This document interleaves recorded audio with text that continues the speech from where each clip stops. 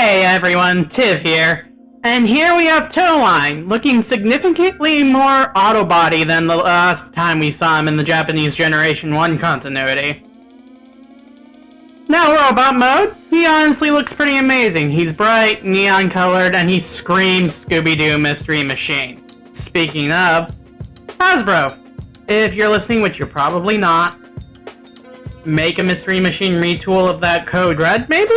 You know? But mine has a bit of a minor QC issue that results in his right arm being a floppy mess.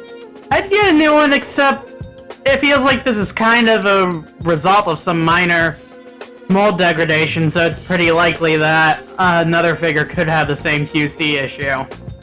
Because, I mean, Scrap Heap had some floppiness issues with bigger guns. Speaking of, comparing Scrap Heap to Toeline, these two do stand out really well from each other despite being the same mold. But I honestly do kind of like Toeline more.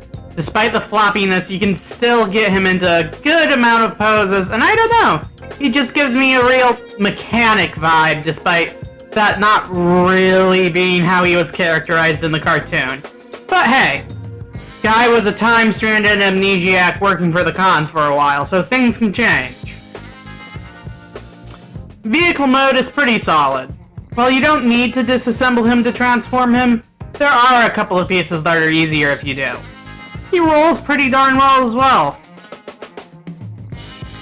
As for the weaponizer gimmick with him, well, it's about the standard weaponizer fare, but there aren't really any pegs on his torso, making it pretty difficult to use it in any of the combinations with other bots. Maybe if I could get some little 5mm pegs, I could sort of make an adapter or something, though. And while I get that tearaway limbs are kind of a thing for Junkians, A, Toeline isn't a Junkian himself, and B, it feels wrong to go and use a guy's limbs while he's just sitting there as a torso.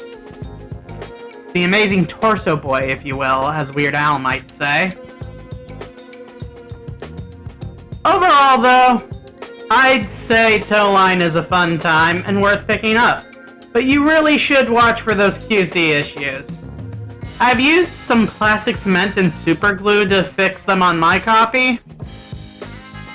And you know, with my headcanon of him as a mechanic, he and Wheeljack are basically going to be permanent fixtures at my Gunpla / Lego mech building station. Also, as a side note, my Toeline had a small card advertising DairyCon 2024, a Transformers convention held by a group in Wisconsin, which happens to be where my ship is parked above in orbit. Good on y'all for taking advantage of the open windows, I suppose. The Fond du Lac Fairgrounds aren't too far away from me, so I might swing by when you're holding it depending on things.